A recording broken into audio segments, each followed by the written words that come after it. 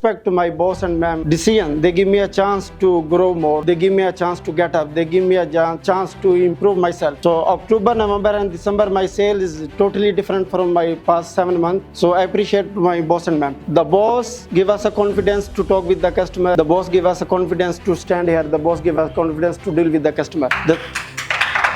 The third one, be smart at work. If we are smart in our work, we will definitely get over target, definitely get over goals, definitely get over achievement. So this part is very necessary in our field. So I want to say about boss, we are just depend on you. What you think, what you innovate, we have to accept, because you just always think the different from the market. We feel the confidence when we speak with you, when we stand with you, when you come over shop. It's a very special moment. So thank you all. This is very good, extraordinary moment for us. Let's enjoy every moment. Happy New Year to Chinese people. Thank you.